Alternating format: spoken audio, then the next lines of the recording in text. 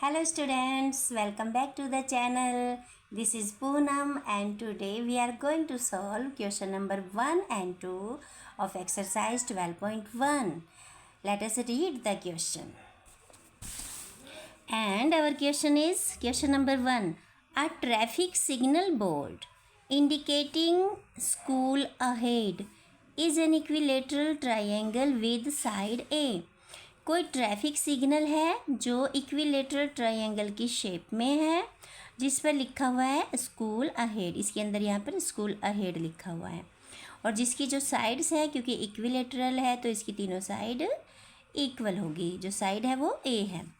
Find the area of the signal board, तो signal board का area find कीजिए using Heron's formula, Heron's फार्मूले को यूज करते हुए।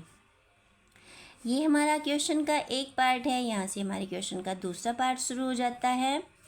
If its perimeter is 180 centimetre, यदि इसका पेरीमीटर 180 सेंटीमीटर है, what will be the area of the signal board, तो इस पूरे सिग्नल बोर्ड का एरिया क्या होगा।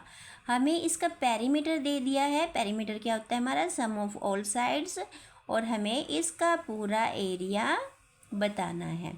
तो आइए शुरू करते हैं। सबसे पहले traffic signal board is equilateral triangular, क्योंकि जो हमारा ट्रैफिक सिग्नल बोर्ड है वो इक्विलेटरल ट्रायंगुलर की शेप में है, इसलिए sides of traffic signal board is equal to ए।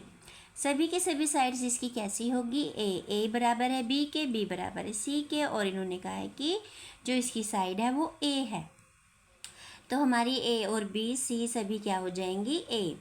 और मैंने आपको बताया है कि सबसे पहले हम एस निकालेंगे और एस हमारा होता है semi perimeter of triangle A B C. यहाँ पर मैंने पेरीमीटर निकालने के बाद उसको 2 से डिवाइड करके सेमी पेरीमीटर एस निकाल लिया। तो यहाँ पर एस क्या हुआ मेरा, ए क्या है ए, और बी क्या है ए, और सी क्या है ये भी ए। तो यहाँ पर ए बी सी की जगह ए और ए पुट करने के बाद हमें 3 ए मिलेंगे। जब तीनों ए को हम प्लस करेंगे तो ये 3 ए हो जाएंगे और हमारा सेमी पेरीमीटर 3a/2 हो जाएगा। यहाँ से हमने एस निकाल लिया है। अब आइए फॉर्मूले पर। Now area of traffic signal board हमें किसका यूज करके निकालना है, बाय हीरोन्स फार्मूला। और यहाँ एरिया क्या होता है हीरोन्स फार्मूला के according, S minus A into S minus B into S minus C, और इस पूरे को अंडर रूट कर देंगे हम। जो भी हमारा आएगा उसका स्क्वायर रूट निकाल लेंगे। सबसे पहले हम वैल्यूज पुट करेंगे। एस हमारा 3a/2 आया है, और यहाँ पर एस की जगह एस की वैल्यू पुट करेंगे और ए की जगह ए की, क्योंकि हमारी ए बी सी सभी ए है तो मैंने सब में यहाँ पर ए पुट कर दिया है, और एस तो हमारा 3a/2 है ही।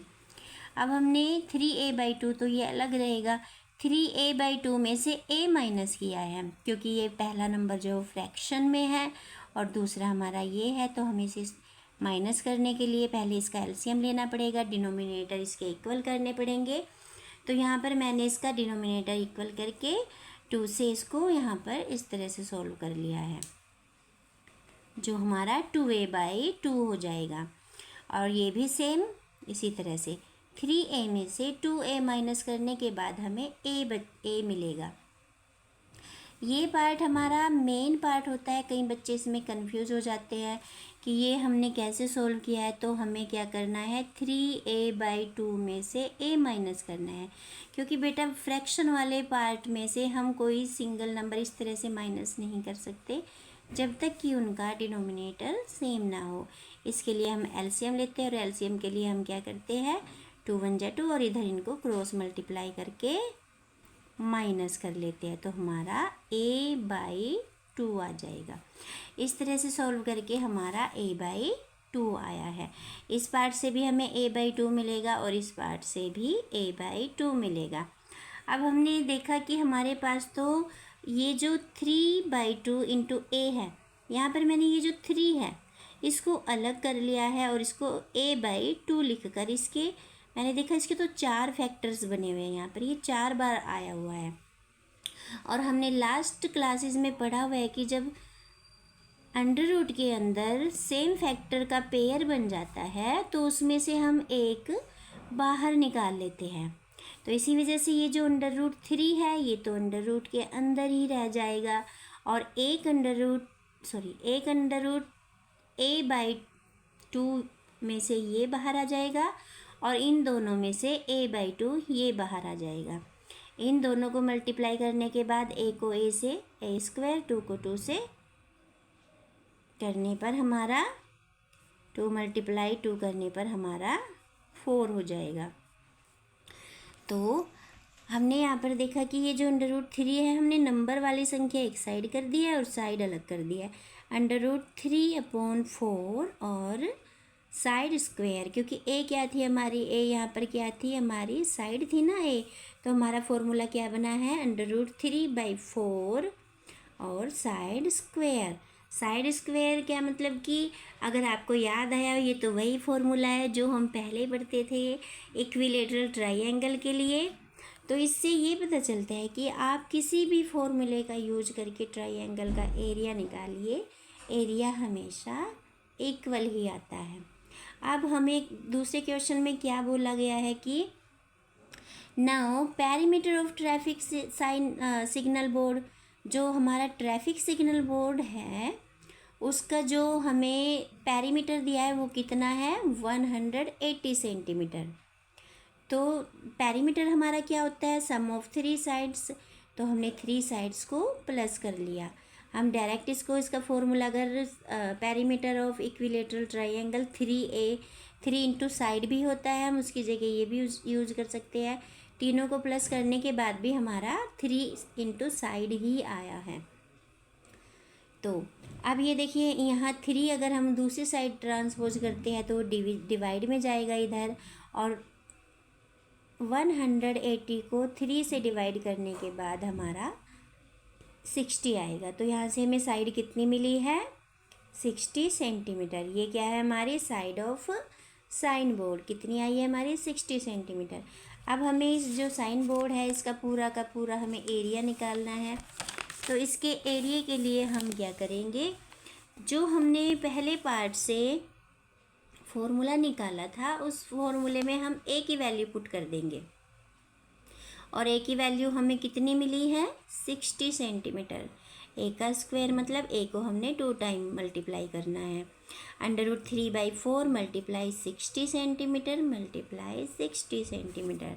यहाँ पर मैंने 4 से 60 को डिवाइड किया है तो 15 टाइम डिवाइड होगा, और जब 60 को 15 से मल्टीप्लाई किया तो 900 आया, और इसको मल्टीप्लाई करने के बाद हमारा 900 अंडर रूट 3 सेंटीमीटर स्क्वायर हमारा आंसर है। तो एरिया ऑफ साइन बोर्ड कितना आएगा हमारा, area of sign board is equal to 900 under root 3 centimetre square. Then अगर अपना क्वेश्चन नंबर 2 देखिए, a triangular side walls of a flyover have been used for advertisements।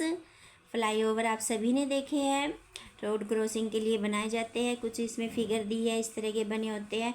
ये नीचे से रोड निकल जाता है और ऊपर से यहाँ से जो है फ्लाईओवर निकल जाता है। तो ये कह रहे हैं कि जो एक साइड होती है वो ट्राइंगुलर शेप में बनी होती है इधर।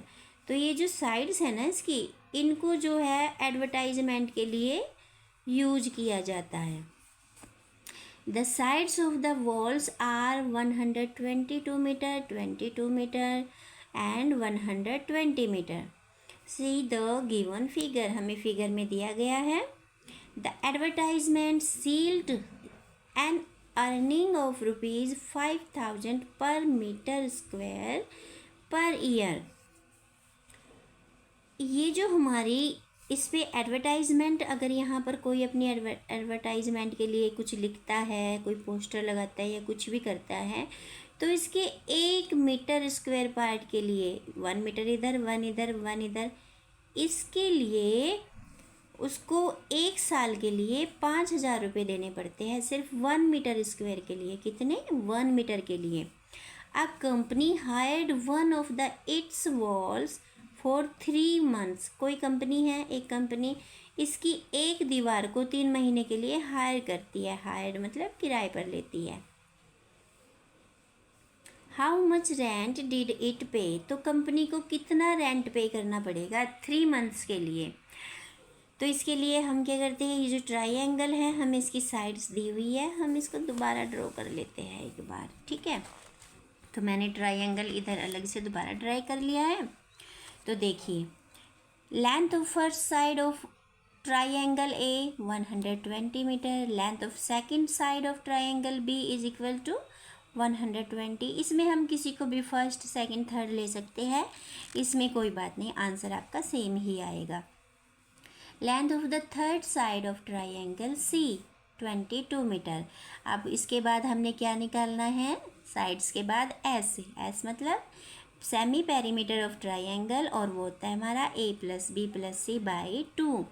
ए कितना है हमारा 120, बी कितना है 122, ए हमारा 122, बी 120 और सी 22 मीटर। इन तीनों को प्लस करके जो भी हमारा आएगा उसको 2 से डिवाइड कर देंगे। ब्रैकेट के अंदर मैंने इसलिए लिखा है कि हमें इन सब के साथ बार बार मीटर लिखना पड़ेगा, तो ब्रैकेट में इनको बंद करके मैंने एक बार ही मीटर लिख दिया है।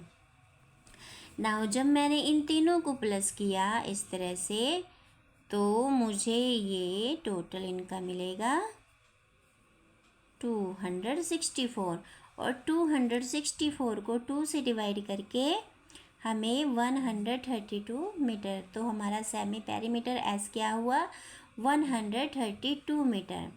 अब हमें क्या निकालना है, इसका एरिया, क्योंकि जितना उसका एरिया होगा उसी के अकॉर्डिंग हमें उस कंपनी को उसकी पे करना है। तो उसके इसका कितना उसको पे करना है, इसके लिए तो हमें ट्रायंगल का एरिया निकालना पड़ेगा।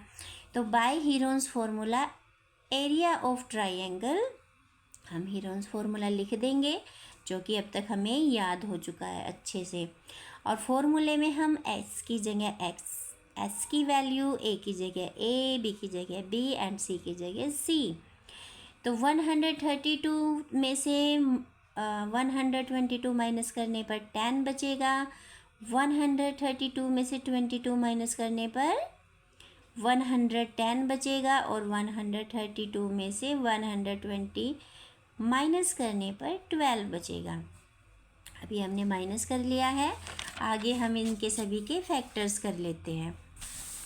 132, 10, 110 और 12 हमारे पास बचे हैं। तो 132 के जब मैं फैक्टर करूँगी तो मुझे इसके फैक्टर मिलेंगे 132 को फैक्टर करने पर मुझे मिलेगा 11 × 4। आप इस तरह से अलग से करके भी चेक कर सकते हो। तो मैंने 132 को 12 × 11 लिख दिया है, 10 को 10, और 110 को मैंने 10 × 11 लिख दिया है, और 12 को 12 ही रहने दिया। यहाँ पर देखिए हमारा 12 का पेयर बना है, और यहाँ पर हमारा 11 का पेयर बना है, और यहाँ पर हमारा 10 का भी पेयर बना है।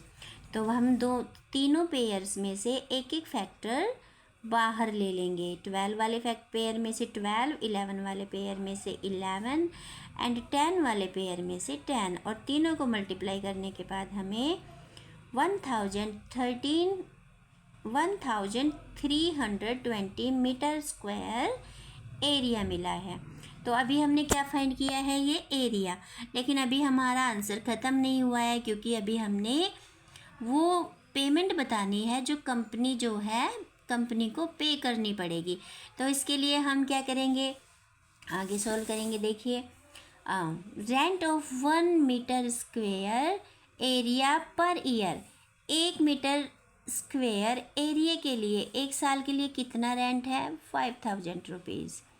1 साल के लिए 1 मीटर स्क्वेयर का, और 1 साल में 1 ईयर में कितने मंथ्स होते हैं। मंथ्स हमें क्यों निकाले, क्योंकि हमसे 3 मंथ्स का पूछा गया है, तो इसलिए हमने ईयर को मंथ में कन्वर्ट कर लिया।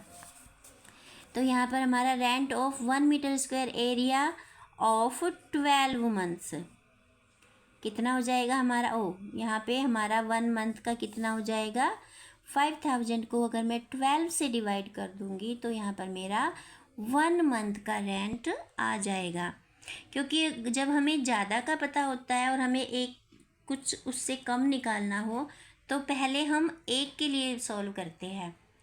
तो मुझे यहाँ पर 12 मंथ्स का बताया गया है 5000 और फिर मेरे से 3 मंथ का पूछा है।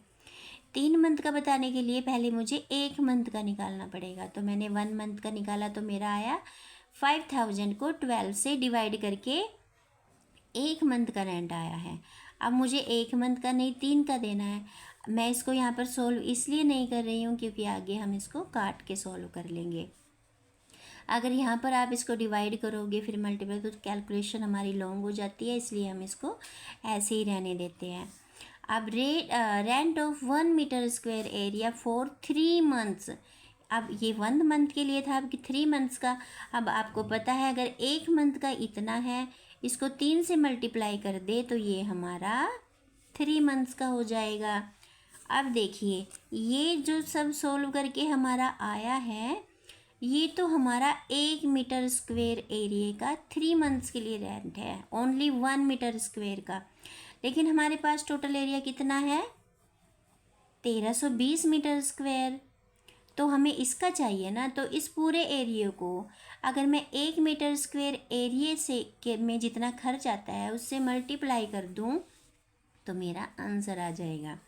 Rent of 1320 metre square area for 3 months. तो जो मेरा 3 मंथ्स का रेंट आया था 1 मीटर स्क्वायर के लिए, उसे मैं 1320 मीटर स्क्वायर से मल्टीप्लाई करके 3 मंथ का 1320 रुपये के लिए, रुपये के लिए नहीं 1320 मीटर स्क्वायर एरिया के लिए खर्च निकाल लूँगी। जब हम इसको सॉल्व करते हैं तो ये 3 से 3 1 जा 3 एंड 3 4 जा 12। इस 4 से अगर मैं इसको डिवाइड करूँगी तो ये 330 टाइम इससे डिवाइड हो जाएगा। और 5000 को 330 से मल्टीप्लाई करने के बाद हमारा 16,05,000 रुपीज़ आंसर आएगा। Therefore the company had to pay rupees 16,50,000 rupees. तो कंपनी को 3 महीनों के लिए 1320 मीटर स्क्वायर एरिया के लिए इतने पैसे देने पड़ेंगे। आई होप आपको समझ आया होगा। स्टूडेंट्स, अगर आपको समझ आया है तो प्लीज़ लाइक कीजिए, शेयर कीजिए एंड सब्सक्राइब कीजिए। And thanks a lot for the watching.